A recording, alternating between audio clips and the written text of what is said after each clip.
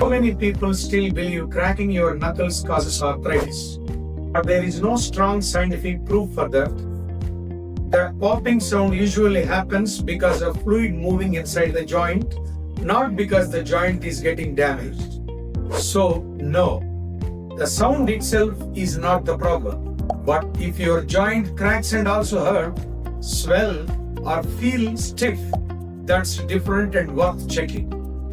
Annoying the people around you may be causing arthritis, not like it.